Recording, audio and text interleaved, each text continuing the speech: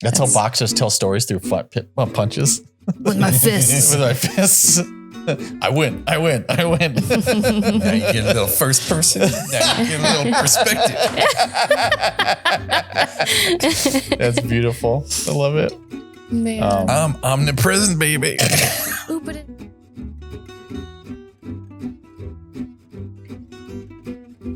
Monopoly is a horrible game. But anyways, continue. Oh, yeah. Well, it was, did you know it was originally designed to show the evils of capitalism? Oh, yeah, absolutely. And Americans are like, hey, this is really fun. You know, yeah, I get more money. Made it our, like, they modified it to make it like. What's even funnier is the fact that Monopoly is the only game that I've ever been so frustrated while playing that I actually flipped the board. Wow. Yeah. Yep. So that adds to it. I hate capitalism. I refer to it as monotony. Monotony? Yeah, which also refers to a lot of capitalism. Mm-hmm. Actually, your sister got us the Teenage Mutant Ninja Turtles version of it, and it's a lot more fun because it still has like they're like different, like the sewer and the pizza shop, whatever. But you had to fight some of the bad guys from Teenage Mutant Ninja Turtles. Like the foot soldiers. Yeah, the foot soldiers, Baxter, the Mousers, Bebop, that stuff like that. And actually, I think it's from the new. Did you say that the currency is pizza? It is. The currency is pizza. The currency is collect pizza. how much pizza. Yeah. I was gonna ask that too, but then you said the pizza shop. And you pay pizza to get the things, and you had to pay pizza in order to battle the bad guys. And then when you defeat the bad guys, you keep the cards, and they kind of add to your point total. And then there's a definitive end. This is why I like this one, because there's a definitive end where once you beat all the bad guys, whoever has the highest score wins. Okay. So but you still do the whole rent and go. So around. It's not whoever is when everyone's out of pizza, then they. And we're all sad. I have all the pizza that I can't eat because it will go mold. It is the best version. I think of so far. Monopoly that I've played. That doesn't surprise me because that is a game where that's one of the games where I'm just like. Have to, the kids want to play it. We have to play it. But hey, again, you could repurpose the board and make your own story out of it. Just with the safety cards. It's true. That's one of the fun things with captioning things. If you ever saw Whose Line Is It Anyway? Yeah, it's like you guys are going to caption what's going on here, or they just act it out or whatever. Yeah, or even just you see those posts online of just people responding to unwelcome text, like your ex texts you whatever, and then the person just says he asserted arrogantly or it's like, what are you doing? They get all mad about it. I'm just mad at that game because I only won $10 in the second place in a beauty pageant. Bullshit. I would have won. I would have won a lot more than that. This game's fake. I don't like it. It's not real. It's not realistic at all. But so as again, I like how we start talking and we forget about the admin part of what we gotta do, just let people know what they're actually watching. They're just gonna get this video on YouTube and be like, the hell's going on? They don't even know. Chaos. We're talking about storytelling. We are Bards and Balladeers podcast. That's what we are. Yeah, that's right. I'm Oscar. I'm Kate. I'm Rio. And we are here talking about storytelling, the fourth leg of stories. There's world building, plot, character, and then there's the method of telling the story. And that's the arguable fourth leg we're talking about today. So with safety card, you choose what to emphasize, right? Yeah. It's as long as none of us become method writers, maybe because I don't want to I need to write a murder. Hold on a second. To write the dragon, I must become the dragon. Yes. Yeah. Yes. I mean, that would probably be more okay, right? Yeah. Yeah. I got to travel somewhere that has dragons. Wait. My mind. Yeah. So, but we're Bards and Balladeers. You can find us here on YouTube, iTunes, Apple, iTunes, Spotify, also iTunes. And also iTunes. Did I mention iTunes? Yeah, he might be partial to iTunes. We all have Android phones. YouTube. Pixel forever. Yeah, YouTube. Mm-hmm. And we like to talk to you guys about this stuff. So give us a like, subscribe, all that good jazz. And talk to us because we'll answer all your questions. On Discord. Yeah, talk to us on Discord. Leave comments on YouTube or Spotify or wherever. But come talk to us on Discord because we're just having fun over there, by ourselves right now. You will have our undivided attention. Yes. Yeah. You might not have it in real time all the time, but hey, the more people go on there, the more people can talk amongst themselves. I will promise at least one cat picture a week from our cats. So Which I don't see them right now, so hopefully they're not causing destruction. She's sleeping in her bed upstairs, and I turned on the heated blanket for her. Yeah, she's never leaving there. No. It's kind of cold in Minnesota right now, so. Yeah, sweater weather. Weather. Yeah. Sweater. Actually, there's a blue theme today. I know for those who aren't visually watching us right now, I have a blue sweater. Oscar has his teal. Avatar. It's the way of water. For the next one. Yes. Yeah, well, after last week when we were talking about islands, I guess we all wanted to wear blue. Oh, yeah. That's true. Yeah. I mean, that is some of the bluest water you're ever going to see in your life. Is not to mention it's a little cold today, so it's like I wouldn't mind thinking of somewhere warm. Right. Mm-hmm. It helps me write my pirate stuff like in winter. I just get to like my mind can rest in a nice warm tropical location, whether or not there's killing going on. Whatever, at least it's warm. Pirates, privateers. Sorry, pirates too, though. Oh. There's a little bit of a legit pirating that goes on in book 2. Oh, I haven't. Oh, they're not pirates. They're privateers. They're privateers. Mm-hmm. Until legally, maybe there's some pirating going on. Depends on what letters of marque are active at what time. My first experience with the word privateer was actually a space rogue kind of game where like you had like your own ship and you had to go around taking jobs and stuff like that. Kind of like if you ever played like Elite or Elite Dangerous, it's like basically you can go out and do whatever missions, explore stuff and whatever. So that's where I first heard privateer, but it makes sense that it's referring to the old style, like, ships and boats. And it works with space too. Cause privateers are basically a lot of the time they're just merchants. They're doing whatever jobs they do. Mm-hmm. And then they're given license to attack enemy ships. And whenever they do that, like they don't have to do it all the time, but like if they do that, then the person sponsoring them gets a cut and they don't get hanged or whatever. So, So privateers are just pirates for hire. Yeah. They're like mercenary pirates. Yeah. Gotcha. I like it. Yeah. I like it. And in a way though, too, the storytelling theme or element, like you were just mentioning, depending on time of day, depending on, certain parameters, these people were privateers or they were pirates. And what a way to like spin that tale, for being in your favor of like, no, I'm not actually a pirate. I'm, legally allowed to do it this way. And this paper. Give me your, supplies. Thank you. Yeah. If you're caught by your enemies, they might still treat you like a pirate because you're the enemy. Sure. But a lot of the time, the expectation is that if you had a letter of marque, you'd be treated more like a prisoner of war rather than just a highwayman of the seas where you just be like, okay, convicted, hanged, whatever. Because you have a backing, right? You have the support of like a high credibility. Right. Yeah. Mm-hmm. And it's kind of up to like whatever the local magistrate's going to do. I mean, in that time period, there wasn't a ton of accountability, but that was more the expectation was like, okay, as long as if you treat your enemies fairly and it's like you've got a letter of marque and you're following the guidelines, then hopefully if you're dealing with someone, an enemy who's following the guidelines, then they'll treat you better. Mm-hmm. Sure. And it's that honor among thieves kind of like, it's kind of like that. Sort of like rules of engagement. Yes, thank you. Mm-hmm. Yeah. And so in a way, I think that ties into the perspective element of storytelling too.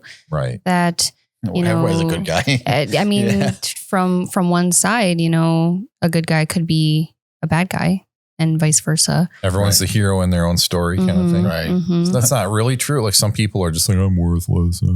I don't matter. And sometimes they don't think they matter as much as they actually do. Sure. They think they have less power than they do. But everyone's kind of the main character in their own narrative. Mm-hmm. Well, when that extends to these people thinking that they're super important to everybody when they have that main character syndrome or whatever. They're like, main character in like the whole world. It's just like, where's my latte? I have blue hair. Don't you know I'm the main character of this story? There's a joke about that where it's got main character hair. Yeah, it's true because like everybody's just like normal people in this. It was a like anime, not anime, but like a manga, or whatever, and everybody's got normal hair, and then a girl walks in with like pink hair. It's like main character, like Yeah, that fits. Yeah, mm-hmm. I like when stuff like that is self-aware. It does happen a lot in anime comedies. Yes, where absolutely. There's definitely like a self-awareness. Yeah. It's almost like a fourth wall break, which is like another storytelling device. Mm-hmm. I've got written down here, like fourth wall breaks and such. Yeah, we talked about that a little bit. And which one was that? Perspective? Limited perspective? I think it was perspective. Yeah. Like there's a lot that dovetail. Like the method of storytelling, the fourth leg thing is kind of a 10,000 foot view. It's like, it's a whole arguable fourth of how stories are told. Right. Because the other three are character, world building, and plot. Right. And so there's so many subtopics under that, including perspective. Yeah. Like this, if you want us to drill down on any particular thing we talk about today, just comment or something. But like one of the main things people think about when they think about the method of storytelling is it first, second, or third person? Is it past tense, present tense? Is it omniscient or like perspective bound? Right. And those are important. And that's like some of the basic considerations that if you write a story, you need to decide that from the get-go. Yeah. Because if you're jumping around, people are going to get lost real quick. People actually get really frustrated with that too. Right. Like I think it removes a suspended belief for them in a way, or they just, it's not like they have a rock to be able to like latch onto for the story too. Right. Do you think that, that for some I don't know, for some people, they don't like certain perspectives and they just won't read them just because. Oh, absolutely. I don't like present tense. Oh, happening now? Like you're past tense. Like they're now she's running down the stairs, or now I'm running down the stairs. Like, I can't read it. It's just jarring to me. Oh, really? Interesting. I mean, I do like third person too. Like I prefer like that. I can do first person. I can do third person, but I can't do present tense no matter what person it's in. Oh, is first person. Oh, first person isn't not necessarily like now. Yeah. Cause it'd be first person past tense would be like, I went then, then I went there and then I did that. And, and what I thought at the time, it's that kind of thing. Gotcha. But now I'm going down the stairs and thinking to myself, like that's present tense. I can't do it. That's like when it's like, I pulled the rifle out of the case. I loaded the rifle and aimed the gun. That's still past tense because you're saying loaded. Oh, now I'm loading. I load this, I run down the stairs. Gotcha. Yeah. And I don't see it a lot, but whenever I see it, I run screaming. Yeah. Not a good book. Not a book. And again, I'm not saying that it's bad. No, I know. I have a massive aversion to it, but there are people who like that. Yeah. Is it because you had an example once of like where you just saw it and you hated it so much, or? Are you book racist? I did have an example like that, but I will say I've seen multiple examples and I hate every single one of them. Oh, sure. And it's not like, I hated how this one was done, and that prejudices me towards all the others. I hate them all for the same reason. Like it's immediate. It's not even the quality of the story that's going on. It pulls me out of the story. Okay, that's where I was trying to get to. I was like, what does it do for you that makes you dislike it so much? Yeah. Now and it pulls me out of the story, and now it's frustrating the crap out of me. Yeah. No. And I can see that too, because it does sort of like it's not as like a fluid type of storytelling, maybe like it's jarring in a way to you. And I totally see it. And also it's sort of like, if it, especially like a written story, like now I'm doing this, now I'm doing that. Like, no, now you're writing this down. Right. I was going to ask. Like right now, that's what you're doing. You're writing it down. Right. Like, no, I was going to ask you, is it because like, even though it's present, it still feels like past, even though it's like, while you read it, I'm reading an artifact that you created in the past, like, now I'm writing, now I'm screaming. Oh, like, no, you're writing it down. That's what you're doing right now. Yeah. No, I bet there are some that do it well, but I bet it's very difficult too. Yeah. I bet. Someone said to me not too long ago that it's much easier in some ways to read stage direction that way, like screenplay type writing. That's what I was just going to ask you, because aren't movies all present tense? Yeah, but they're not narrating it. Like, that's the thing. Yeah, but it's a weird thing that like, even though you're absorbing it in the moment, that's the thing, is it's like everything that's happening, there's no, because we can't perceive quicker than, a certain amount. Like, I feel like all movies are present tense, even if they do flashbacks and stuff like that, because you're all still witnessing those things in the moment. Interesting. But there's also, sometimes there's a voiceover or a narration, and sometimes they're saying like, this is what I was thinking. That's past tense. Or now I'm thinking this, that's present tense. Yeah. But that's a voiceover kind of narration thing. Internal monologue. Yeah. And anytime it's the written word and it's present tense, I'm like, I'm done. Interesting. So I always definitely check for that before I buy a book. Interesting. Sure. Yeah. I'm trying to think of like another example where I've read that, but now I can't. There was this really bad rare. Shadowrun book called Striper Assassin. Stripper Assassin? No, it's 1P. But I mean, the cover looked like that. Oh, okay. Which obviously something. I wonder why they made the cover that way. It was to appeal to like young boys. Stripperella. But it was. I didn't check first to see how it was written, and I was like, "Wow, did I regret that?" Oh, sure. It is. And I read the whole thing, so it was the only time that I've read present tense where I read the whole thing. Wow. And it wasn't good.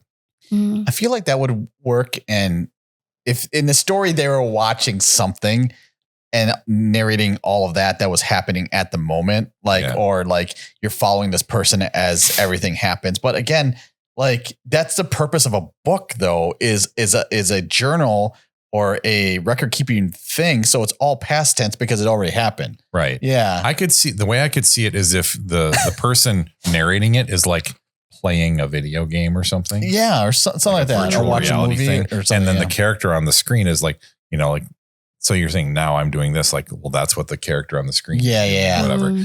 That might work. Yeah. I don't tend to read books like that, but that's not a slam on books. I just haven't read any. Mm-hmm. I think is Ready Player One. I was just saying that. Yeah. Like that's the one that occurred to me, but I haven't seen it, but I have the book. I read the book. I actually read one book. Yeah. You've listened to a lot of books. I listened. I consider reading. Sure. But there's a chapter scene where he has to play through like Monty Python. Yes. And that's like one of the levels to get. Trials, was it the silver key? I think it was one of the last ones. Like, cause he had all his friends there watching him. Oh. Yeah. I think it was when you get to the last key. I think it was a jade key. But either way, it's just like, cause he even says like in the books, like I'm Wade Watts and everything. And I am a kid from Columbus, Ohio and some of that. Yeah. So maybe a lot of comics are too kind of going off of that. Yeah. It's almost like a noir thing as well. That's very interesting. That can also be just narration. That like I see that a lot with first person narration. Like I mentioned the show Dead Like Me. It's like my name is George Lass. Like I died whatever years ago, and it's like the voiceover is like present day. Yeah, like they're recounting past events. Correct. Yeah. No, I get it. I don't know. It's again wonderful take on just a storytelling that we don't do, but it's such a thing that we don't focus on because we don't like it. And I think like you said, a lot of people probably prefer the other versions of that, If you're writing like a journal, like, those Valkus of the Greater Wildlife. Yep. Yeah. I'm writing this, I'm writing this log to whatever. Yeah. Like, okay, there's a present tense, but that's a journal. It's recounting, something that had already happened. Yeah. Right. It's like understood. There's that extra degree of separation, which that's believable. That's fine to me. Oh, sure. But just like I'm doing this now, I'm doing that. I'm like just pulling me out of the narrative on every page. Yeah, right. Yeah. Although it's almost like it's almost like it's like not in narrative at that point. Like it is because it's telling a story, but it's like it's just action. Kind of like Rio, you were saying that like all movies are sort of like I see that for. I don't know. Like it's, I hadn't thought about. It's like a visual device. Yeah. Like trying to narratively convey, like trying to paint a picture for you right now. Like now, okay. Right. And then you're imagining it in the moment. Like, for me, it pulls me out. Yeah. It's audio description. Yeah. Like. Oh, like the AD where it's just like, what was it? Like for the blind. Yeah. I was watching, for the Acolyte, they were describing like when one of the guys was walking on the water and it read like a romance novel. It was so funny. I'm just like, but like one way I think that this works really well is when you use it for exposition almost and like end capping things like Star Trek does this very well when they do captain's logs. Yeah. Oh. But it's just like a journal. Which is a journal. Sure. Yeah. Falls in that category. Journal style is something that like. That could be a whole episode, really. It really could. It really could. Because it was challenging to a degree, especially as somebody that does like writing like third person, limited or even omniscient. Like I felt so not stuck. I was challenged. To write it.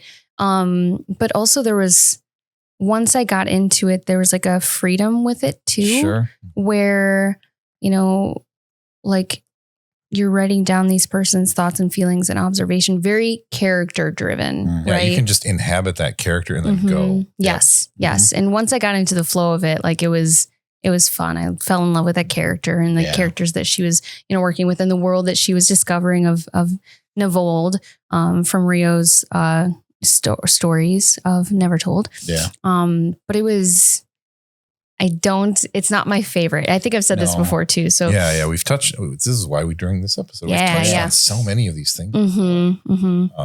I think you said it's not your favorite style of writing, but you got into it for that piece. Right. And there's I think at the end of it, like we'll write more for that character. Yeah. I've already started getting, cause that's one thing that I gave you direction and I just let you free and then did so many great things. And now as I build this up to it, just on the second one, I was like, okay, let's try to hit these points. Yeah. And now you get to just kind of take that and write whatever. How would Avalee respond? Yeah. That is, I think, the fun part about writing journals. So if you guys want to hear more of that topic in particular or have other, types of stories that you would love us to analyze or talk about, we can totally do it where we all have books and we want to talk it all. We'll do all voiceovers. It's like, as this podcast goes on farther than just like.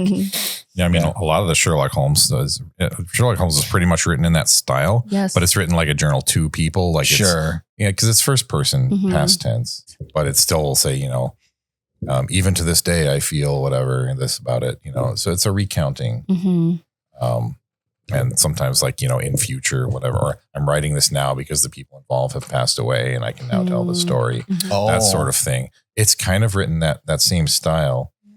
I have a couple of journal type entries that feature in my second book, but they're like short snippets, because it's like captured this diary and like towards the end of book one, like, oh, maybe I should actually look at it, maybe this character's like, yeah, I've been avoiding this. I should maybe look at it. Yeah.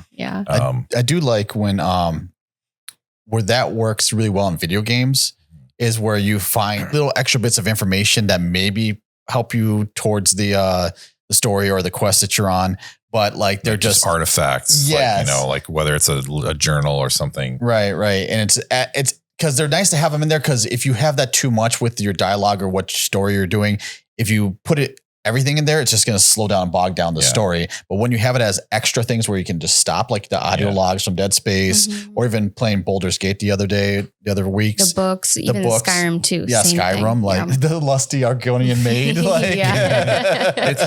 It's like a flavored way of doing exposition. Yes. It's flavored by whatever character wrote it, and appropriate for the world. It doesn't deter the plot. It doesn't also, I think, it doesn't necessarily progress the story because you don't need it. Like you could go through the story without reading these things. Maybe not in the case of Dead Space. Or you don't know at the time. Oh, sure. Yeah. Like maybe this will be relevant, maybe it won't. Yeah. Or you're getting all of it. Right. Exactly. Dead Space, I was going to say, does a really good job though of using them because if you can think of like whenever you're talking a walkie-talkie or like you get information, it like is static first or whatever. And in the game, they'll just pop into your view and like, and then it would clear the screen would clear and then they'll talk to you. But you'll be like going through corridors and it'll happen. It's a functional jump scare. Yeah, it's a good jump scare. Yeah. Functional jump scare. Yeah. It's great. I know like the old Myst video games. There's like the blue pages. Yeah. Just very unsettling, right? Yeah. It's creepy a little bit. Yeah. we should talk about that next couple weeks from now. Ooh, it's Halloween. Halloween's coming. Spooky season. But like I it's no secret. My favorite way is third person perspective. That's how I write stories. I know you've kind of got a third person omniscient thing going in your first book. Yeah. Where like, you'll inhabit one character's perspective, but the next line you're inhabiting another character's perspective. Yeah. And you haven't switched scenes or anything. Correct. So that I actually started off doing that. Yeah. But it was unconscious. Sure. Yeah. And then later on, I was like, I felt like for me and my storytelling, it felt clunky because it was accidental. Sure. And then I was like, okay, I'll go back. I'll make the choice of how I want to do this. And I decided, even though I have to rewrite stuff I didn't want to have to rewrite, I'm going to rewrite it. And it's just like limited to a one perspective per scene. And to be honest, when I wrote my second book, it was like that. I just was from Salil's point of view and that was it. Got it. You know, it was just because one, she was the main focus, but two, I think it just, since she was driving the entire plot and because I actually wanted to make the series about her, I just focused down on her. So there was no reason to open it up to, I think I do other little things here and there, but it's not a lot, you know? Okay. Yeah. So be prepared for book two. I don't know. I think too, when we start doing this, if we haven't studied writing deeply, you sort of just start doing a thing. And then later you're like, I kind of want to change it to this, or I kind of want it to have this structure. And then the great thing is you can do that. You just change it up. Even if you've already put out a book, you can go back and, you know, revise, unless it's traditionally published. As I say, locked in. We're self-published, so we can do whatever we want. Yeah. For me, it's like, well, I got to wait till the next print run. Or they mysteriously burn down your house and you get the insurance money for it. Yeah. Gosh. Well, I don't know. No, that never happened. Bad housing market. The wiring was bad. But no, like I like that. I never really got into any kind of second person thing, which is like you this, you that. Like, you gotta explain to me because I'm not familiar with that second. That's the least familiar one to me, which is like me too. I think it's all phrased like you, which kind of like choose your own adventure. Like you do this, you do that. That's really the only place I've seen it successfully used. Yeah. So it's like, because it is saying that you are the person who is in this story. Yeah. It's almost like an Infocom game, like a text-based sure. adventure You game. walk into a room and there's doors to your left and right. Exactly. Yeah. Okay. And that can work present tense too. Sure. Like that's a form of narration, you know? Yeah. So I guess that'd be second person present tense. I'm like, well, if it's in that kind of game. Yeah, I know there's just so many like levels. I'm like, and it's very rarely used too, I think. Why did I think it was also used in like historical contexts as well? Like somebody recounting in second person something. You might, I mean, I'm not familiar enough to say that's wrong or right. Sure. I would say video games actually are second person, especially if RPGs where like you are that character playing through. It's like you need to take this or whatever. And it's actually talking to the character, but you are that character. Yeah. Master Chief actually is a very good, because they're talking to you. You are the Master Chief, even though he is a character unto himself, but you are playing Master Chief. So it's 1, 2, I guess. That's the second. Right. Yeah. Oh. I'm very smart. So Halo, the video games. Yeah. Halo's not great. Familiar. Yeah. But in terms of like, you know, just the book format, I feel like third person is the most versatile perspective. Absolutely. Or sorry, the most, like, and then like in terms of whether you inhabit one perspective or omniscient or whatever, like, you know, like everyone has their kind of favorite. You just have to stick to what you start with, I think. I have a theory. Yeah. I think that a lot of times when people do first person, it's in worlds that are very much established, like our own worlds or anything, or things that people know, because then you don't have to worry about having to describe all those extra things, where third person has to build that world out and know everything, you know? Yeah, you've got to create context, which, you know, that's another part of like the method of storytelling that's really important. Yeah. Do you just drop people in, or do you build a context so that people have something to relate to? Yeah. Right. Or at what point do you do that? Right. Because there can be, it's risky, but there can be some benefit to just dropping people in to a particular kind of situation. That limited perspective. Right. If you want to convey chaos, that can work for a scene, but you have to resolve the chaos before people get confused. Right. Or unless before people like get so confused they give up. Right. Because if you're trying to sow that chaos, I can understand. Like if you just really throw I'm thinking of movies too, but like there's a few movies where you'll start with somebody like falling out of the sky or something like that, and you're like, what the hell's going on? Like, you know, why are they falling out of the sky? And they don't give you any information. You're just there for the ride because was it Uncharted? Yeah. I was gonna say was it Predators, which is the one with Adrian Brody. It was one of those Predators movies where like, because the whole lore of like Predators, the movie is that like, what? I'm sorry. The third one? Sorry. No, I don't remember. It's its own thing. I only saw Predator. That's the only Predator movie I've seen. I think it's called Predators. Anyway, like so Prey. the aliens the Predators will always take other, like their best warriors from other places to test them or to put them in live hunting situations so they can hunt them that's why they would like hunt aliens and stuff like that too. Right. And there's one where Adrian Brody is also falling from the sky because they just all dropped him. And then they wake up finally and they're like, what the crap? And then their parachutes like extend and now they're in a jungle, like, you know, and they're being hunted by predators and stuff like that. So the hunting ground. Yeah. We brought these prey in and see how they do. Yeah, and then I'm gonna hunt them for sport, and I'm gonna show them the mightiest warrior and all that stuff. Yeah, which is funny. Predator is one of the original Predator is one of those films where it tells you more than you think it is just with the title of the movie. Sure. Yeah. It's like, okay, Predator. Okay, what does that tell me? Oh, no, literally, that's why. It's not just the name of the movie. It's the whole reason that anything is happening. Yeah. That's a great example. Do you think Predator is like a playoff of The Most Dangerous Game? Sure. Just a sci-fi version of it. You know?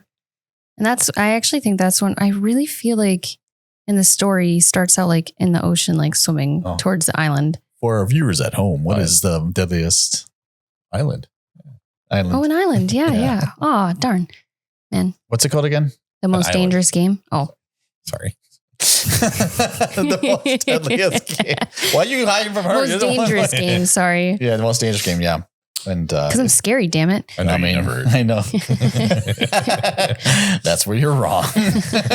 Yeah, but the most dangerous game. That's how boxers tell stories through punches with my fists. With my fists. I win. Now you get a little first person. Now you get a little perspective. That's beautiful. I love it. Man. I'm omnipresent, baby. Ooh, but another version, like almost like a playoff of perspective, is, I see in our notes here, the use of timeline. Whether it's like flashback or flash forward or time jumps, sure. Like I actually think, I actually haven't watched all of it, but Cloud Atlas, I think does that quite a bit. And it's a major part of the story. Can't speak to it too much because like I said, I haven't seen all of it. Soundtrack is amazing. But yeah, just talking more about like timelines then how that can be used. You're right. With Cloud Atlas, it's different points in times, but they're all connected through some either it's connected through ideas or people or lineage or like, but it's all connected, so it's kind of like Pulp Fiction. Yeah. Okay. Cause like there are, that goes all over the place, but there are a few different through lines. Yes. Like a few different groups of characters, like not just the characters in a scene, but like maybe 3 scenes, there's like 6 characters and those are all related to each other. Somehow. There's like some commonality. And so the story kind of orbits this timeline, but it doesn't do it chronologically. It does it more in like it's like the chronology in which it's told is more of a chronology of character rather than of time. Yes. Yeah. I agree. And the relationships between those characters and stuff. Right. And even just consequences. Like you get the Samuel Jackson like deciding he's going to opt out of that kind of lifestyle. And John Travolta's character does not. What happens to him? Yeah. If he had opted out of that, because that part happens, he gets killed. But you realize chronologically that happens after that whole diner scene. Right. It's like if he had left that kind of lifestyle, would he have gotten killed? Right. And you just see those connections and you're filling out the story because it's like you start here, then you go over here and then you go here, but this is going to inform you what happens between these points. And like the way you tell it and the information you get fills up everything else. Right. Yeah. Didn't you say that World War Z, the book was kind of like that? The book was great. Yeah. I mean, the nice thing about the book is it's almost like a journal book too. The World War Z is just like a bunch of different accounts of what happened during the apocalypse with zombies. But it's told through so many different perspectives. Like they have this one blind samurai in Japan that they talk about who's just guarding a garden, I'm pretty sure. And then they talk about like the propaganda that they had. And a different one, they talk about the propaganda that people had to put forth, the military specifically, in order to keep people from going crazy or just like giving up. And like they showed like these extravagant weapons that they were using against the zombies that were actually not effective, but they looked impressive. Like and there's these different just stories that really built out the world. Like there's apparently under North Korea, there's like a whole bunker that no one has opened. And they're pretty sure that there's just zombies in there and no one wants to go out and open it. But the thing is when they made the movie, that's why I was just like, then it became just another zombie flick. Right. Like it wasn't like these, cause it should have been like, District 9, which is a fantastic movie. If you've never seen District 9, like one of my favorite movies, honestly. But it should have been like this kind of like recount of all the things that happen. Cause in District 9, it's following like these aliens that came from space, but they're like, they can't control the technology and they're poor and they're like living in Johannesburg and in South Africa, and the people are taking advantage of them, but like they have security footage and they have like firsthand accounts, and they're like, it's almost like a The Office kind of like mockumentary almost at some point. That sort of interview style. Like cut away, have a little interview. Yeah. Which is, it's like a different kind of fourth wall break. Yeah, a little bit. Yeah. Which that's its own style of storytelling. Yeah. Right. Which I kind of got annoyed because after a while, like it was fine for The Office, but then they did in Parks and Rec and then they did other things. It just became trendy. Modern Family. Yeah. I really only liked it with a couple things. I liked it with Spinal Tap. Sure. Best in Show. Yes, that's a great movie. That's the thing. By then, I'd already seen enough other stuff that I was tired of it. Yeah. But I mean, it's not like he did a good job. It was a good film. It's just I was tired of that mechanic, you know? Which is always hard because like you never know what person's first experience with that is going to be. Right. But as you get older, just like, I'm not seeing it. You don't want to be that grumpy old man. Like where it's just like I got tired of the hero's journey. That doesn't mean it's bad. That doesn't mean other people can't enjoy it. And maybe that's their first experience of it. But after a while, I'm just like, I feel like the old grizzled guy is like, I've seen way too much of this in my time. I do. It sounds so pompous saying this. I do think that there are objectively some better things that were done, and that as we advanced with different types of storytelling, or like what I'm talking about is animation specifically, there was a point where like animation in its first inception was kind of whatever, but it was new and it's kind of, like early Disney days, early Disney days, but it was good, and then they improved and they kept on getting better, and their animators, way to like deform faces and stuff like that to give like a certain expression, whatever. There was a life to it. There was very much like a way of expressing through animation that was great. And then they went to 3D and it lost. It was lifeless. Like don't get me wrong, the stories were still great. That Final Fantasy movie. Oh God, Spirits Within. Yeah. Where it's just that uncanny valley, where it's just like it's, you can tell it's CG, but it looks really realistic, but you can't, like your brain can't come to terms with it. It's like a sleeper sofa. It's like, it's not convincing either way. Like this isn't a good sofa and it's not a good bed. And it just leaves me kind of vaguely disappointed. Yeah. And it's one of those things where it's like, I will say arguably like anime for the 90s was drawn and animated better than some of the stuff now, but it's always this like shift because now they're getting better with their animation, but then sometimes they get lazy and I don't know, like you'll see like, animation from the 90s and they spent so much time on detail that just didn't need to be there. And that's what I kind of miss with like 3D. 3D is getting better now. So ever since like Puss in Boots, actually, The Last Wish is when I was like, all right, you guys, you've Spider-Man reached Into the Spider-Verse. Yep. Yeah, what you're describing is the visual equivalent of the synthesizer, where initially just got hurt. You hurt her so bad. Where initially it's like, hey, what can we use this for? And it's like overdone. Yeah. But then like it got more and more refined. It's like, okay, let's use it when it works best. Right. And now it's at a point where it's really good. Yeah. Where like it's never like 100% really good. It's just like before maybe the norm was for it to be overdone. Now the norm is for it to be done really well. Yeah. And of course there are still outliers where it's like, yeah, this was crap or that was overdone but like it's so much more consistently good than it used to be. Yeah, what are your feelings like on autotune? Because I know that like you'll have good artists who can sing and you'll hear them a cappella and they're just as good. But then you have people who the music's good, but you can tell they're autotuned.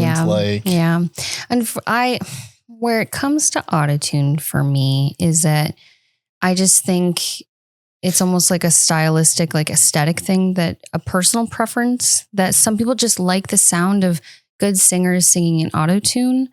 And it's not my thing.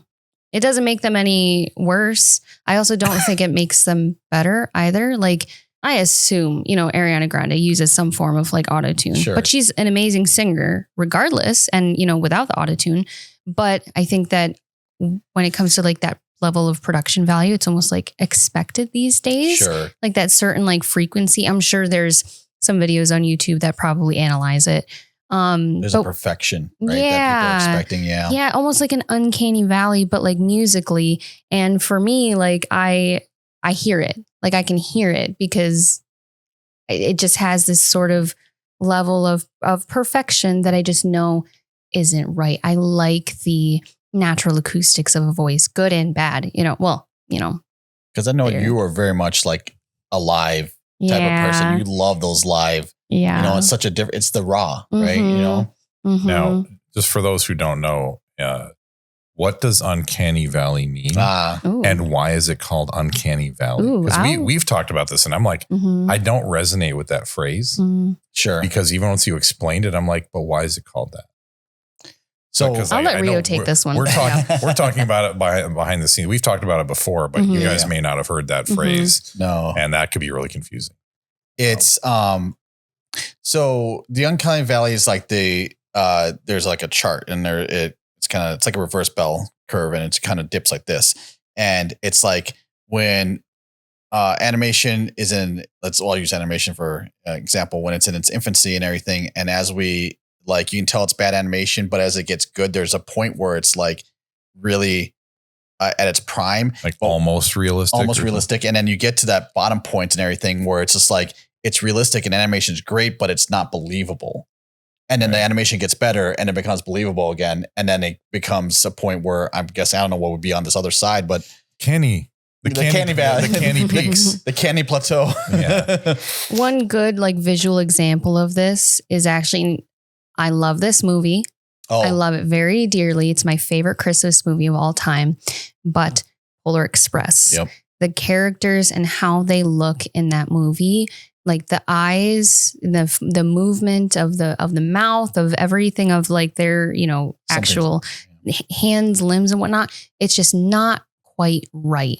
For me, that's like when they tried to recreate Grand Moff Tarkin or Princess Leia in the newer Star Wars movies. I was like, I'm not sold. You just know they're not quite right. Like the lighting isn't right. That's why some facial people movements are off. They look more like Gollum in their facial movements. And I'm like, yeah, no, like it has to look like Gollum for me to believe it. Yeah. They can't look like people. It's like like Rio, how you're able to distinguish like AI art from non-AI art very easily. Like well, they're getting better, so it's getting harder. Like, it's true. It's true. So the reason it's called uncanny valley is because on that graph, it's at the bottom, right? Right. At the very that's the valley. So it's more like the valley of a graph. I got to remember what the actual the measurements axis. And because another example of this is, rotoscoping with stuff like the Lord of the Rings, the Hobbit movie, and Heavy Metal. And it's so funny. Anything by Bakshi. I actually rotoscope. I can't watch it. Usually, I really struggle to. I have to have. You would hate the animated Lord of the Rings. So I've seen, because there's that. There's something else too, where I'll watch it if I know that I have a connection to it and I appreciate the world and whatnot. Because I've seen either snippets or what have you.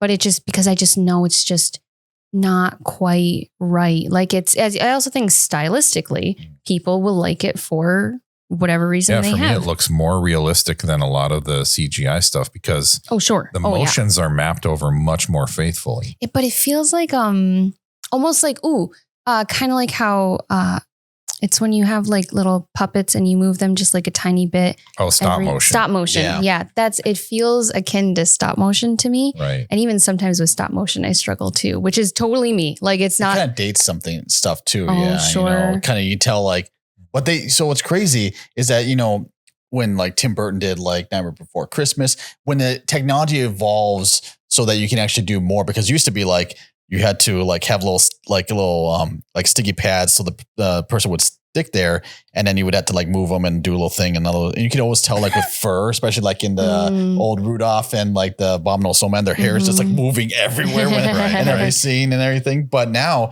they have armatures and they have faces where you can take off the mouth and put a new one there. They didn't have to deform it with clay or whatever, that's how they used to do it. One of my favorites is actually, it was Fantastic Mr. Fox, right? Yeah. That's a stop motion one that I love, but I no rhyme or reason. Yeah. Still, I can still tell. Yeah. You just love George Clooney. That's why. I mean, who doesn't?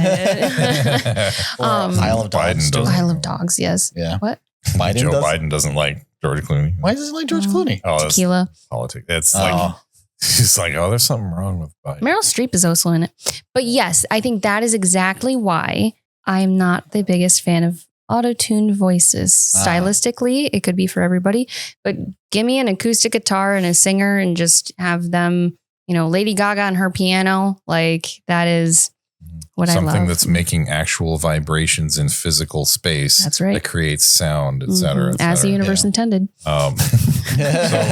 So what about things like unreliable narrator stuff, like, or dream sequences where it's like, you actually don't know what's real until you get the broader context. Like in a dream is like, is this a dream sequence? Or like, I'll do that in my books where I'm like, I'm writing a dream sequence, but it's not obvious that it's a dream sequence until you hit a particular point. Yeah. And you're like, this must be a dream. Right. Or in movies and TV, you see that a lot too. Like this has to be a dream, right? Got to be very, very careful when using dream sequences and everything, because you can if you don't establish, or if what happens in it isn't as important, but if you just kind of throw it at them and it's like, oh, he didn't really die, it was just a dream, you're going to piss people off. Like, you can't just throw that in there. Like Eternal Sunshine of the Spotless Mind is a good example, because you're going through this dream. You know that this is happening, and then you kind of are enjoying the randomness of what dreams can be. But if you just do something where it's just like, oh, like all these things happen, like this person got shot, or like they don't love you and everything, wake up and it's like, oh my God, it was just a dream. Oh, thank God. Like, then you just feel robbed that whole experience. Like that's why dream sequences are fine, but I feel like that's part of what makes it effective too, is like you're not robbed of that whole experience. You're like, I was put through that and it wasn't real, which is exactly what dreams do. Sure. But I'm saying as a reader though, like if you don't do it in a way where there's some kind of payoff, or that there's a purpose to it, don't use it to manipulate the reader. Yes. Yeah. I mean, in a sense, it's all manipulating the reader. You're trying to evoke feelings. We're a bunch of manipulators. But there's got to be it has to be a story purpose first and foremost. Yes. Like I have a number of dream sequences. I've got a couple in my first book and more in my second book. Sure. Because characters are trying to process things. Yeah. Like in my first book, Koya's trying to decide to whether or not to join the crew. And she has this dream sequence. It's like, that's a very clear dream sequence. Like it's clear what's being processed. It's clear what the fears are that are being played out in the subconscious. And she wakes up like, okay, I get it. And like makes her decision. But do you establish that early on when that dream sequence is happening, or do you not, you just let people figure it out? It becomes obvious pretty quickly. Okay. See, that's the difference. I feel like when people don't make that obvious, it's like they're trying too hard to manipulate the audience. Sure. Or be clever. And they like edge into confusion. Sure. And it's really easy to do it right. And that you're only not doing it right because you're trying to mess with the audience too hard. Right. And it's just a not necessary thing to do. Right. Unless it's, if you're doing something like Inception or whatever, fine. But then again, that's established. Yeah. Like that's part of like the whole point of the movie, which I still haven't seen, but. Oh, no? No. Like I saw the preview and I decided, I'm not going to enjoy this film. And I had a big argument with my girlfriend at the time because she wanted to go see it. And she always wanted to go see these movies. Then I'd see previews and be like, I don't think that's going to be good. And I'd go watch it with her because she wanted to. And I'd be like, that wasn't good. And I was like, I'm going to listen to my judgment. Sure. And she didn't like it. And she went by herself. And like 45 minutes in, she texted me. She was like, yeah, you were right. Like, Christopher Nolan makes very like heady films. Yeah. Like they're like Tenet. Yeah. It made sense after you get to the end. Yeah. It's just like it's telling a story backwards. That's twice. the point of the movie too. Yeah. Like that. So there are movies that it's almost like they're experiences, and you can't be like, you have to experience the whole in order to like appreciate it. And for some people, that's not like your thing. Like the others, like, oh, sure. The ending makes the whole movie. Mm-hmm. Right. Which thank God for that. But that's good. That's good storytelling. And it happens on an island. Funny. Yeah, the house island, the island of Jersey, not like Jersey's off the coast of France. Oh, so, but it's populated by English. And so during the war, like in the English Channel, like that side of France. Yeah. Okay. But like really close to France. And so during the war, it was occupied by the Nazis. Oh, makes sense. There's a New Jersey. Yeah. Yeah. New Jersey is a different kind of place. It's just currently occupied by Nazis. No, I'm just kidding. Sorry, New Jersey. I'm just making jokes. No, we love you. Do you know that Jersey actually has more forest than like you think it is? Like it's like a. How much do I think it? sequence. As at least one Jersey Shore. Actually, I wonder how much what the percentage is. Yeah. But yeah, like the dream sequence thing, like the unreliable narrator was the other part of it, right? Yes. So like, sure. If you think about like when you don't know what's real and what's not, like Fight Club, Sure. like that whole movie is like a whole unreliable narrator kind of. Unreliable narrator is when you don't know if you're getting reality, if what you're seeing or what the character is seeing is reality or not. Dream sequence is kind of like a subcategory of that. Yeah. But also, if is this person hallucinating or are they just imagining it? Like, you know, in Fight Club, you know, it's duplicate personalities talking to this person, and you see hints about it, but you don't really necessarily know what's going on. Right. But you also actually, speaking of that, they do actual subliminal messaging in that. And in what? In Fight Club.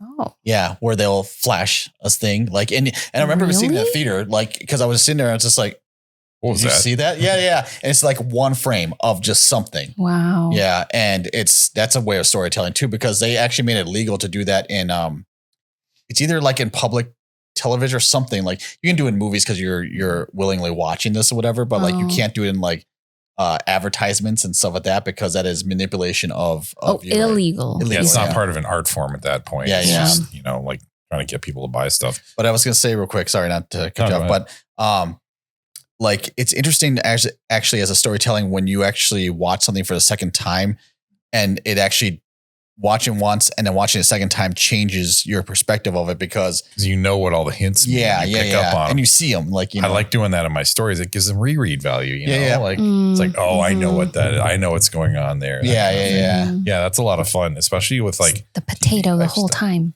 Yeah. It's like, oh, now I get this potato scene. But I guess that's another storytelling thing is callbacks. That circular, comedy does that a lot. Circular. Yeah. I really like callbacks because it's like a way of showing this was purposeful, or at least even if it wasn't, making it seem like it was. Right. You know, like the red herring. Yeah. Or just Chekhov's gun, you know, it's like, you know what, like this wasn't significant enough to need tying up, but I'm going to tie it up. Yeah. Mm-hmm. And it just feels like an extra level of organization being imposed. Like, oh, that's really good storytelling. Mm-hmm. Sure. I think a lot of Marvel movies, actually the cinematic universe of like between 2012 and like maybe towards Endgame, like that was a primary function of those movies. And I think what made them feel sort of so satisfying when you're watching them, because they are like coming back around like full circle to a degree. But it gave like a false sense of, you know, like organization in a way. Fulfillment. Yeah. And like you got to be careful with it because you can, if you didn't actually intend for that to be how it went, you never actually planned that. Sure. Or the opposite of that is where they like will do something and then they'll be like, no, it's a skirt down the rug. Let's not talk about that ever again. And it's like, and if you would like take some of that stuff, it would like ruin everything else that was in there. Like, where it's like it creates a continuity error. Yeah. Plot hole. Yeah. Like the Jack and Rose on the thing at the end of Titanic. Yeah. I forget what, it's like a piece of wood. I don't remember what it is. A door. A door. Yeah. Yeah. I always say, people are like, oh, it's so romantic. And I'm like, you know what? If she had just stayed in the lifeboat, he would have lived. You heard it here. Yes. Yeah. She gets out of the lifeboat and then he dies because there's not enough room on the door for both of them. It's actually her fault the boat sank. She's got like a magnet for like icebergs and everything. Just they like because the boat was going and all of a sudden, oh wait, there's Rose. The lookouts were looking at her instead of doing their job. Yeah. Oh my God. Yeah. That's the butterfly effect for you. Right. Butterfly effect is Jack's fault because he actually got on the boat. Yeah. Yeah, right. They danced with her. Actually, them dancing, going in a circle, threw the boat off a little bit. So we figured it out for you, James Cameron. Don't worry. Yeah, you're welcome. We fixed your movie. That would be like an X-Men Juggernaut plot where it's like his motion is so unstoppable that it shifts the friction between. Yeah, God, if you introduce physics into the X-Men, which you're already failing. That. No. You know, another thing that I find a lot with storytelling, then this is more like, I mean, you do it in songs, obviously, but in like TV or movies, like musical cues, they're just like, make a person feel this way by playing this musical cue. Like, you know, and I'm going to drag out an example from Lost. Go ahead. Like thematic elements, like in music, like not just thematic, theme, like a melody. Not necessarily. Like end of the third episode, it's like, oh, like this one character did something really nice for the guy. He found the kid's dog and give it to the dad so the dad would get credit, whatever. And so, oh, that was so nice. And then it ends with like you see a shifting close up of the guy who did the nice thing, and the music switches to like this kind of sinister cue. Oh, so yeah, it's like melody driven. No reason to feel in a sinister way about this guy, other than the music. Yeah, and it's so effective. Yeah. No, absolutely. Because I also think that music evokes more emotion than sometimes like written word or even like bodily expressions. It's more immediate. Kind of like an analogy gets under your skin more than like a logic proof. Especially if they're already familiar with that theme too, that musical theme, then they already make that connection from that first time they heard it to when they're hearing it now. Well, even if it's not a theme, just culturally, we've kind of taken in certain sounds to be sinister, or like discord is like. Sorry, when I say theme, I mean like literally like the written music, like the theme for like Superman, like da da da da da da da da. Right. That's what I mean. Like that's literally what I thought. like and this wasn't even that. Oh, like, sure. Yeah. Okay. But just like certain musical cues where it's like some kind of discordant thing where it's like not related to any of the themes. Sure. But it's just if we create a discordant like lower tone, I can even show you what I'm talking about later. But ominous sounding. Yeah, like we have a set of things that trigger that's ominous sounding. Yeah. And that's kind of culturally like it's built on a cultural context, not even within the show or the movie. And so things that humans view as happy music or discordant or dark or light or airy, playful, whatever, any of these emotions we have a sort of understanding of. Sure. So just kind of creating that as a method of storytelling. I think I might have an example of this, and because I was thinking while you guys were talking, when you have a theme, and there's a few things you can do with it. You have a theme, and when you either pick out a single instrument, a solo instrument, and you just focus on that, it makes it very lonely. But also when you take that same thing and to make it minor, it also makes it very sad. Yeah. Minor key, just changing everything to a minor key. Yeah. Very common in like, because the minor, there's different scales and like different versions of like music, like Western music versus like Eastern music too. So a lot of, I think mainstream media does utilize those trends in Western music so that minor, it'll be sad. It'll be, a sense of longing, and it'll evoke a sense of like melancholy or whatever. And turning it major sometimes can be triumphant or, happy. Yeah. Or even to another extent too, is like when you hear music that is not of your culture and everything, it can be, I don't want to say jarring, but it can really like make you pay attention almost. Like, again, I refer to Jedi Fallen Order, which is a video game, and the beginning sequence has Mongolian throat singing. And I talked about this like in a podcast way, but it's just like, oh yeah, I can get around this. And it's just very much like, if you've never really heard that, it makes you pay attention because like, this is something one outerworldly for Star Wars, which is great. And, but also it's just like, hey, something's happening, Yeah. And like you said too, sorry, just one quick thing with that is just how quickly you can evoke tone and setting with music rather than word description. Right. Because it hits a more immediate, like deeper, like more a subconscious level, and the subconscious process is much quicker. Certain music resonates with different people differently too. Plugging in, like you said, these different cultural sounds that are like alien to your culture. It's going to evoke different responses from different people. Like people who are more, I guess, xenophobic are going to be like, oh, that seems foreign. Well, yeah, I don't like that. That's unwelcome. And people who are more kind of cosmopolitan will be like, oh, that's interesting. What is that? Yeah. And you can create more or less of that kind of thing if you know your audience. Sure. Or if you've established, like if you've established throughout whatever the work is with that strange things in the context you've set up are going to be good or welcome, or they're going to be like dangerous, foreign, whatever, then that context just that you've built up in that creation will inform how you react to that new. It's funny too, because when speaking of Avatar, when they first started coming with the music for it, James Horner did a great job with the soundtrack, and we love it, and it's great. But they were actually developing music that was more tribal and more, was it called like ditonal or something like that? Where it just, when they previewed it for some of the people, no one liked it. Like it sounded harsh. Too foreign, too alien in a way. Didn't resonate with the audience. Yeah. But it would have been more something akin to something they would have devised, at least in a culture that didn't have the pentatonic scale, or was it the scale for India where it's like 23 like notes or something like that? Like it's crazy. So, but it was even Klingons have a their opera.